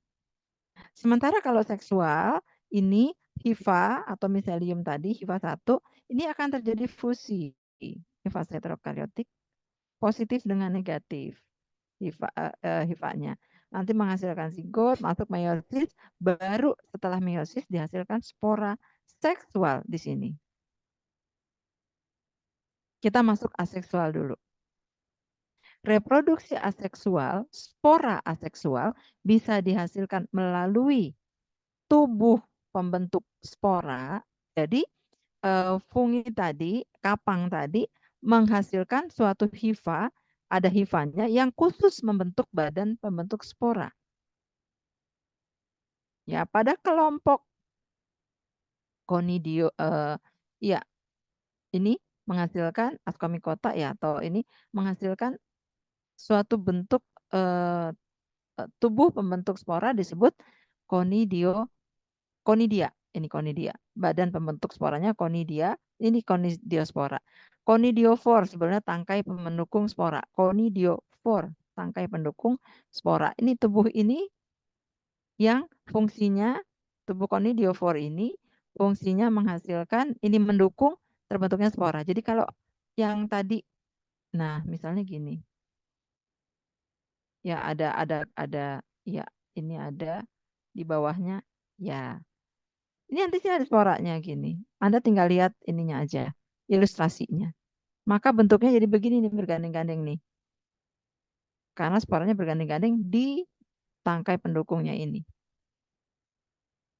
Ya ini seperti ondel-ondel atau seperti sapu. Jadi aspergillus atau penicillium. Nah, aspergillus seperti ondel-ondel tadi. Ini kayak ada kepalanya besar kayak ondel-ondel. Terus langsung ondel-ondel kan begitu ya, ada ininya tuh. Baik. Itu ada badan pembentuk spora. Pada aspergillus conidia. Pada rhizopus badan pembentuk sporanya sporangium. Maka namanya nanti sporanya sporangiospora. Jadi dihasilkan dari badan pembentuk spora. Kapang tersebut ada hifanya yang khusus membentuk suatu badan pembentuk spora. Spora dihasilkan di situ. Yang kedua, ini spora aseksual. Hifa bisa putus, terfragmentasi. Hifanya putus, terfragmentasi, gitu. Ya ini, jadi potongan-potongan seperti ini putus-putus gitu hifanya. Kalau dia septat berarti kan katanya tinggal potong-potong aja jadi kayak gini, sepotong-sepotong. Potongan ini disebut sebagai spora. Kan bentuknya nggak kayak spora, nggak apa-apa ya kayak gini. Kok bisa nanti dia berkecambah? Nah ini sedang berkecambah. Jadi potongan begini, lalu akan bisa berkecambah. Nah, nanti lama-lama dia akan panjang, gitu, panjang. Ini awalnya. Potongan inilah nih yang disebut sebagai artrogonidia atau artospora. Spora yang dihasilkan dari fragmentasi hifa. Maka prosesnya aseksual. Tidak ada penggabungan negatif dengan positif. Kalau ini pada kamir, ya. Jadi buds tadi, apa namanya, tunas. Tunasnya disebut blastoconidia. Lalu ada yang agak panjang nih, selnya memanjang, disebut pseudohifa. Mirip-mirip hifa tapi bukan. Karena hifa itu hanya ada pada yang multisel. Sementara kamir ini unisel. Karena dia bisa membentuk seperti hifa, maka dikatakan hifa semu, pseudo hifa. Berarti hifa yang ada pada unisel. Bukannya unisel nggak bentuk hifa, memang enggak. Tapi ini panjang kayak begini, mirip hifa, betul. Tapi kita tidak menyebutkan namanya hifa, tapi pseudo hifa untuk membedakan dengan hifa yang ada pada kapang atau mold. Sampai di sini jelas, teman-teman? Candida albicans ini fungi patogen, kamir patogen, ya. Kemudian reproduksi aseksual lagi bisa dihasilkan dari bagian hifa yang menebal. Bagian hifa menebal kemudian membentuk jadi seperti itu, ya. Bagiannya menebal nih, mula-mula dia menebal begini. Hifa panjang, tapi ada bagian yang menebal. Ini mungkin hifanya sampai ke atas gitu. Ada bagian yang menebal sedikit. Lama-lama tambah gede. Lalu dia akan lepas. Jadi hanya bagian tertentu. Kalau fragmentasi tadi bisa putus-putus-putus gitu. Setiap putus dia jadi spora. Arthrospora atau arthoconidia. Buku lain mungkin menyebutkan arthrospora. Enggak apa-apa, sama. Arthro tadi dari yang potongan. Kalau ini chlamydospora atau chlamydoconidia boleh. Klamido ini berarti bagian dari sporanya bagian hifanya ada yang menebal. Ini ya, menebal. Menebal. Jadi dinding selnya lebih tebal dari yang lain. Ini. Menebal gitu, ya. Gambar Bu ini nggak bagus. Oke. Nanti ini akan lepas sebagai spora. Beda dengan dinding sel yang hifa lainnya. Itu maksudnya. Lalu ini yang tadi badan pembentuk spora. Sporangium. Ini gini, bulat. Sporanya di dalamnya. Nah, ini. Sporanya di dalamnya gitu. Itu ya, pokoknya banyak sporanya. Nanti kalau ini lepas, ya, pecah selubungnya, lepas semua sporanya. Ini yang ada pada jamur tempe, Rhizopus. Dibentuk dalam suatu kantung. Kantung spora, spore sac. SAC ini disebut kantung.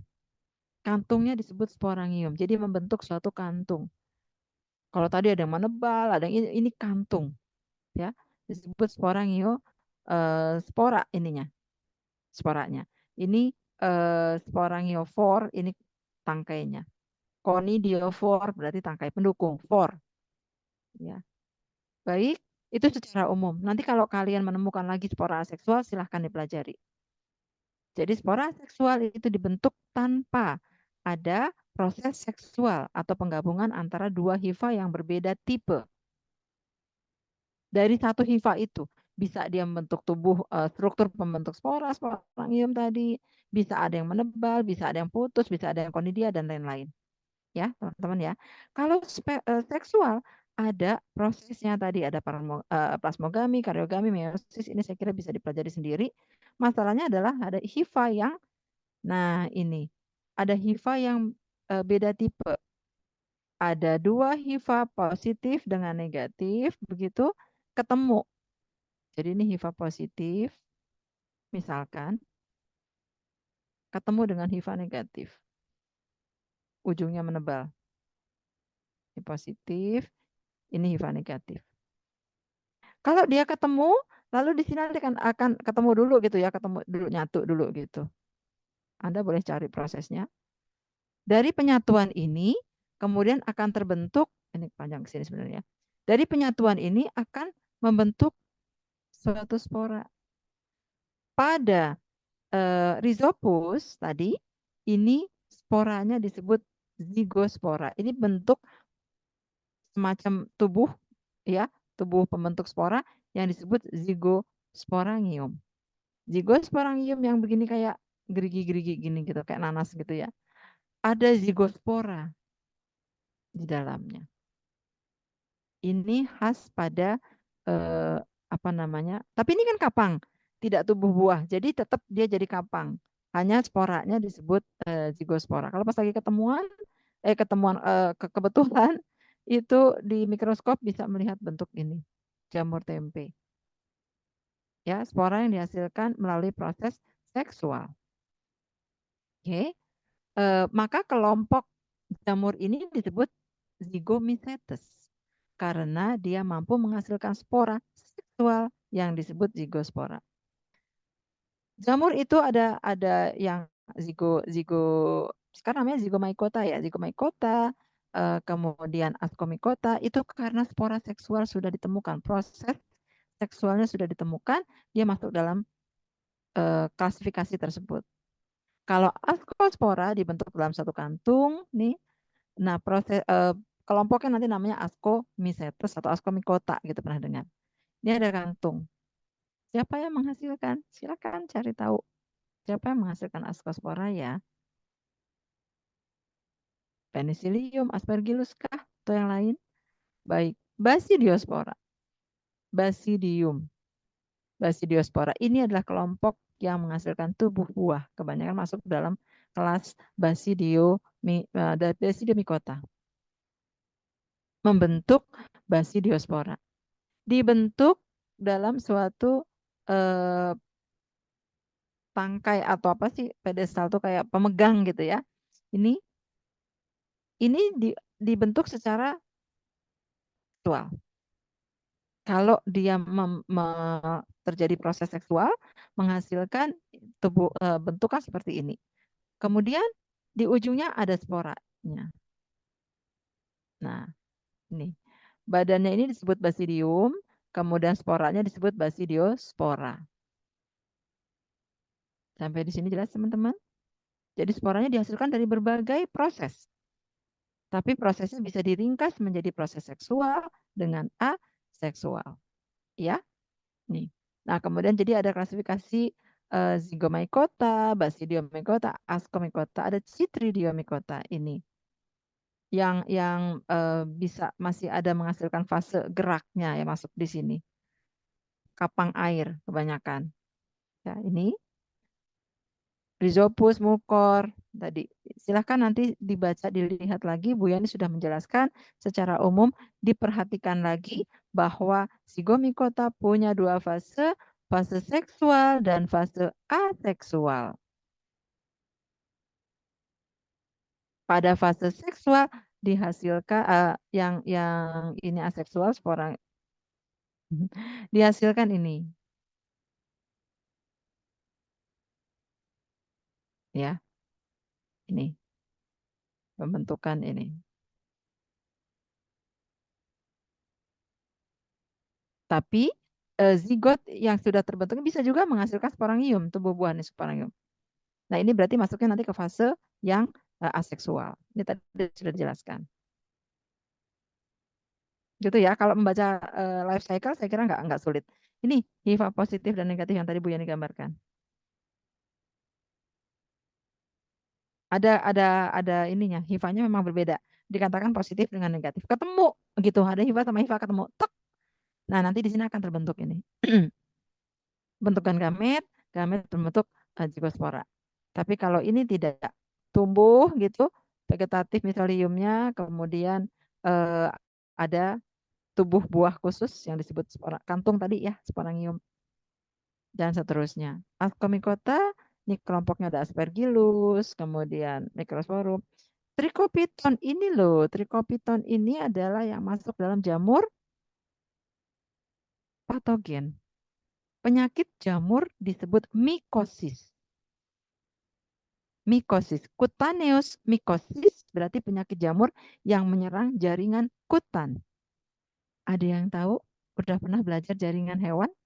Ada jaringan kutan di permukaan? Masih ingat? Belum pernah dapat? Benar, belum nih. Jaringan kutan ada yang tahu? Atau kuliahnya belum ada? Setahu saya, Ya Reno. ya pernah dengar gitu sih Bu, sama dengan ini nggak Bu, subkutan? Kutan yang di atas, subkutan yang di bawahnya. Oh, Jaringan subkutan pernah dengar? Dapat di mata kuliah apa? waktu SMA sih Bu, cuman Oh, di hewan, mata kuliah hewan morfologi hewan apa masuknya? Mata kuliah apa ya? Yang bukan ya? Kan kalau morfologi tumbuhan ada nih belajarnya di apa? Di mata kuliah yang belajar tumbuhan itu ada akarnya begini, ada daunnya mencari, itu tuh Bu. mata kuliah apa? SPT ya? Sebetulnya SPH. SPT, Bu. Berarti SPH. SPH dapat nggak struktur? Tapi mungkin karena perkembangan aja dia ya, SPH. Iya, Bu. Oh gitu, oke baik. Nanti silakan cari ya. Ada jaringan kutan dan jaringan subkutan. Kalau sampai di atas aja, jamur-jamur yang menyerang jaringan di permukaan, ini kayak jamur panu, Trichopiton masuk kelompok itu nggak salah ya. Itu ada panu, kurap, pernah dengar gitu? Penyakit-penyakit kulit untuk biasanya kalau jorok ya, maksudnya jarang membersihkan, lingkungannya jorok, jamur banyak, terus mandinya jarang atau segala macam, atau memang sering sekali kontak dengan sumber-sumber sehingga ada penyakit seperti ini. Athlete foot, ada tuh nama penyakit athlete foot. Kaki atlet, gue emang kakinya atlet jamuran bisa karena mereka pakai sepatu dari pagi sampai sore latihan terus pakai sepatu lembab, lalu di tengah di apa namanya di sela-sela jarinya tuh akan bisa jamuran. Nah, itu penyakit jamur disebut mikosis ya. Oke. Ascomycota ini sama seperti tadi tapi dia tidak menghasilkan zigosspora. Sporanya disebut ascospora ini ya. Jadi sama-sama ini. Ini fase seksualnya di sini. Aseksualnya menghasilkan conidiofor ini. Conidia ada di sini, sporanya disebut conidia atau conidiospora, conidiofor pendukungnya. Ini hifanya yang ini. Jadi udah ada hifa seperti ini, tahu ada muncul lagi hifa yang khusus disebut sebagai conidiofor. Nah, di sini baru ada spora-sporanya tadi ini yang di atas. Ya. Oke. Kemudian Basidiomycota tadi telavangnya atau fungi bertubuh buah. Nah, ini merah titik-titiknya putih, tapi kalau kemudian gambar di ilustrasinya total-totalnya cantik gitu ya. Ini Basidiospora.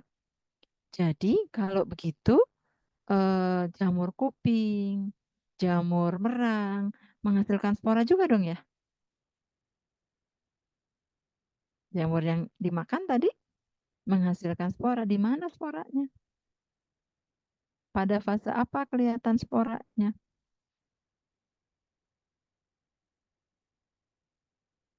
Oke, nanyanya balik deh. Tubuh buah ini dihasilkan pada fase apa? Seksual atau aseksual?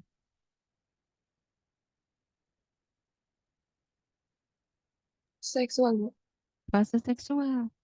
Jadi kenapa jamur yang di bawah pohon itu kadang ada, ntar nggak ada, ntar kapan lagi muncul lagi jamur yang sama. Ini dulu udah pernah muncul, sekarang muncul lagi. Karena itu fase seksualnya yang kelihatan tubuh buahnya seperti ini. Ini ya, ini seksual ini. Nah ini. Itu fase seksualnya ketemu. Mana ini? Plasmogami. Positif negatif. Lebih banyak fasenya dihabiskan pada aseksual, yaitu bentuk hifa begini. Nah, kalau hifa di tanah nggak kelihatan kan? Mungkin sekali-sekali pernah lihat yang apa ada kayak benang-benangnya di sisa-sisa daun atau di akar-akar atau tangkai-tangkai yang jatuh gitu ya. Nah, itu fase aseksual. Jadi kalau yang benang-benang di tanah itu Bu, itu suatu saat akan tumbuh jadi fruiting body, jadi tubuh buah. Ya kalau memang dia kelompoknya Basidiomycota.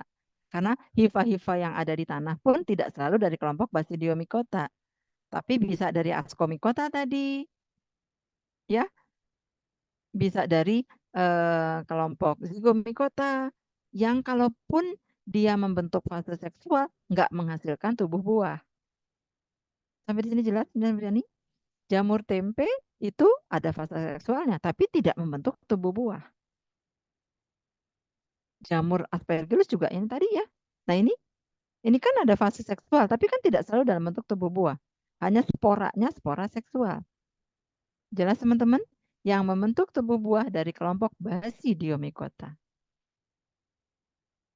Hasilnya adalah tubuh buah. Apakah jamur segala macam jamur? Iya, jamur tubuh buah yang ada tubuh buahnya gede kayak begini. Jamur pizza tadi, jamur kancing tadi, ya seperti ini. Dia bisa muncul kalau ada plasmogami positif dengan negatif. Jelas ya teman-teman? Nanti boleh tuh kalau pas barangkali Bu Dahlia kalau mikologi diajak pergi ke tempat jamur, apa namanya? Budidaya jamur. Jamur tiram kah? Itu kan pakai lockback ya. Lockback ya pernah tahu apa namanya kalau panen jamur?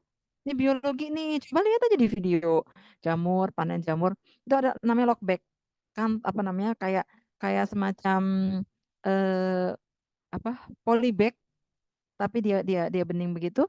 Terus kemudian nanti jamurnya akan di situ. Sepanjang belum tumbuh kan panennya ada waktu-waktu tertentu sekian bulan panen gitu ya, panen jamur tiram. Ketika belum panen, itu dalamnya udah kayak tempe. Ya kayak tempe persis. Ada hifa-hifanya begitu. Itu fase aseksualnya. Nanti hifa-hifa itu ada yang membentuk vegetatif hifa, jadi seksual hifa, lalu masuk fase itu. Baru terbentuk jamur tiramnya, jamur kupingnya, panenlah dia. Nah, itu cari tahu lebih jauh untuk yang teman-teman yang suka atau untuk Anda mau cerita ke apa namanya siswa SMA dan lain-lain. Ada tuh ada apa namanya kalian punya kegiatan yang namanya apa sih yang gabungan antara pendidikan dengan biologi yang mengundang teman-teman adik-adik SMA namanya apa? Bu Yani suka jadi juri itu entah juri poster jadi juri apa? Kegiatannya namanya apa? Kalau lupa saya. Ada yang pernah ikut? Belum? Yang ada kegiatan BEM, terus memanggil anak-anak SMA untuk ikut lomba gitu. Kalian semester berapa sih? Semester 4. Emang nggak ada yang ikut BEM? Pernah ikut kakak-kakaknya ikut kegiatan yang ke adik-adik SMA? Sama sekali di kelas ini nggak ada? Aduh, Ada Ibu. apa Reno? Mungkin Biofest kalau apa ya? kegiatan Biofest yang atau apa gitu? lomba-lomba kayak gitu, Heeh. ada kalau dari pendidikan biologi itu ada biolif. Kalau Biolift, di heeh. biologi itu ada biom, Bu. Ada kayak lomba esai, lomba Ya, poster. betul. Biolift atau itu kan tapi biolift pun anak biologi ikut ikut membantu toh. Iya, Bu. Iya, penyelenggaranya dari pendidikan untuk biolift, tetapi teman-teman biologi ikut membantu. Nanti ada kegiatan biologi, teman-teman pendidikan ikut bantu, begitu kan? Nah, itu kepada siswa SMA biolift nanti mungkin berarti saya sarankan ke biolift. Boleh tuh. Jadi menjelaskan bukan cuma lomba-lomba aja, boleh kasih ada teman-teman ini presentasi. Di biolift yang menyelenggarakan teman-teman pendidikan, yang presentasi teman-teman biologi. Cerita kayak gini bagaimana tubuh buah jamur itu terbentuk. Nah, ada gunanya dong. Manfaat banget ya kepada adik-adik dengan cerita yang pada ruang lingkupnya SMA saja. Ini loh, kenapa kok jamur ada yang bisa jadi ada tubuh buahnya jamur tiram yang kalian makan sehari-hari. Kalian kasih fotonya aja atau kalau Anda bekerja sama dengan budidaya jamur, beli yang masih lockback yang belum ada jamur tiramnya. Kasih lihat, nih loh ada kayak tempenya. Bahwa ternyata jamur ini juga ada fase hifanya, fase vegetatifnya. Sekarang juga kalian jangan-jangan baru tahu nih. Ya, oke. Nanti silakan cari tahu lebih jauh. Baik, ini sudah secara umum saja. Waktu kita sudah habis. Economic effect-nya ya tentu sangat bernilai ekonomi. Bukan cuma dijual tadi jamur pizza dan jamur kupingnya, tetapi produk dari kelompok panja yang tidak bertubuh buah pun punya banyak fungsi, punya banyak peran. Menghasilkan metabolit yang berperan sebagai misalnya apa enzim gitu ya. Untuk enzim selulase, enzim selulase emang dipakai buat apa sih Bu? Loh, untuk pengolahan serat selulus membuat baju pakai selulase. Jadi ada apa namanya jeans, jeans. Ada jeans yang mahal gitu ya, karena dia dibuat dengan apa namanya ada proses enzimatis di situ, jadi kainnya tuh lebih halus, lebih lembut.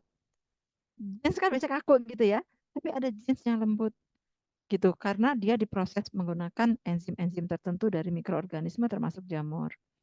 Ada jaket kulit. Jaket kulit itu dari kulit sapi, tapi kulit sapinya bisa lembut karena melibatkan menghasilkan enzim-enzim tertentu. Ya, teman-teman, itu bernilai sangat sangat besar. Silakan nanti dieksplor lagi. Lichen tadi sudah. Simbiosis. Nah, ini dia. Kayak udah kayak daun bentuknya. Nggak kelihatan hifanya di mana. Alganya juga nggak kelihatan bentuk alganya. Kalau sudah bersimbiosis, organisme itu membentuk suatu bentukan yang baru. Tidak seperti ketika dia masih sendiri-sendiri, masih jomblo. Nah, begitu. Makanya orang yang sudah menikah itu akan beda dengan orang yang belum menikah. Ada aturan-aturan dan seterusnya ya. Jadi kalau jomblo sama sudah menikah akan beda sama. Ini juga gitu. Ketika funginya masih sendirian sebagai fungi, perilakunya akan beda ketika dia sudah bersimbiosis. Baik, ini ya. Ada alganya, lihat di lapisannya akan seperti ini. Alganya diperangkap oleh hifanya. Ini bentuknya seperti ini, kalau dilihat dalamnya kayak gini. Ada part hifanya, ada part algenya. Gitu. Oke ya. Kemudian ada yang ini sebagai biokontrol tadi di atas. Misalnya ini biokontrol, biokontrol itu pengendali hayati, biopestisida dan lain-lain. Kalau dia mengendalikan serangga atau ulat, entomofaga, serangga ya, ento, ini seperti ini ulatnya. Ada ini cacing, kalau ini cacing bukan serangga, maaf. Ini cacing, ini hifanya. Hifanya tuh melilit cacing itu. Maka dia akan mati. Itu bisa untuk mengendalikan hayati. Nih. Jadi hifanya beradaptasi untuk trap and kill. Diperangkap dan dibunuh. Ini masuk dia. Haustoria tadi yang tadi kita cerita khusus dia masuk ke dalam sel, kemudian nyerap di situ, selnya pasti rusak. Nah, organismenya akan mati. Ya, sampai ke situ cerita tentang jamur. Oh, pas habis, alhamdulillah.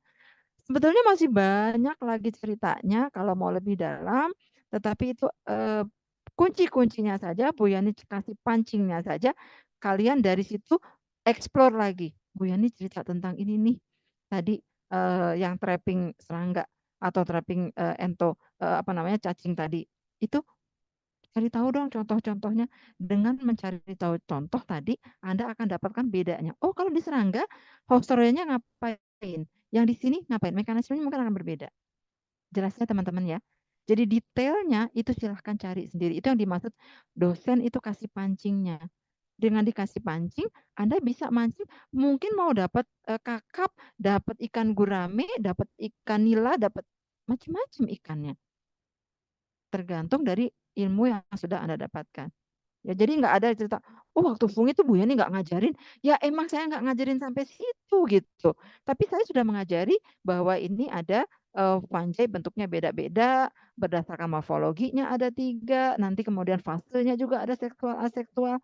Nah itu kalian eksplor lebih jauh. Jelasnya teman-teman ya. Demikian pula Bapak Ibu dosen yang lain. Mungkin tadi tidak diajarkan sampai kutan, tapi subkutan pernah lihat. Ternyata jaringan hewan itu seperti ini. Begitu. Tumbuhan juga lain lagi. Betul? Udah ya? Jangan lesu begitu dong. Ada yang udah puasa kali ya jadi lesu. Baik. Yuk sekarang kita foto. Baik, Ibu. Terima kasih. Iya, Saya silakan. ambil alih, Ibu. Semua on cam, ayo. Karena mau bulan puasa, jadi sudah memasuki bulan Ramadan, jadi saya mohon maaf lahir batin. Nah, gaya fotonya gini, Bu Yani. Mohon maaf lahir batin gitu ya. Kalau ada yang keliru, salah ngomong gitu ya, entah salah tidak berkenan di Anda atau salah informasi, ada miskonsepsi, tetap aja dosen adalah manusia ya. Baik, selamat menunaikan ibadah Ramadan. Semoga diberikan kemudahan, kelancaran, ya, kesehatan sampai selesai nanti. Karena kalau selama Ramadan ini teman-teman yang merayakan ya, yang sedang melaksanakan Ramadan, tentu ada waktu-waktu yang lebih banyak yang biasanya ibadahnya 5 waktu ditambah ditambah mungkin apa namanya sholat duha dengan qobliyah biasanya apa namanya qobliyah dan ba'diyah. Sekarang tambah lagi kan ya, ada sholat tarawehnya, ada kemudian ini baca Qur'annya, begitu. Jadi waktunya akan lebih banyak yang digunakan, belajarnya tetap. Ya, oke, jaga kesehatan, bangunnya juga lebih pagi, lebih ngantuk mungkin ya. Tapi mudah-mudahan bernilai ibadah. Yuk, foto dulu. silahkan. Yang lain mau gaya yang lain boleh, mau tetap seperti K-popnya boleh. Bu Yani mau minta maaf jadinya, maaf lahir batin. Yuk kita foto. Oke, terima kasih Bu. Untuk slide pertama saya izin ambil alih. 1, Ya. 2, 3. Oke, untuk slide yang kedua. 1, 2, 3. Sudah Bu. Terima kasih banyak. Sampai ketemu lagi. Assalamualaikum warahmatullahi wabarakatuh. Selamat pagi. Terima Selamat kasih pagi, terima kasih Bu. Terima kasih, Sama-sama. Bu. Live ya. Bu.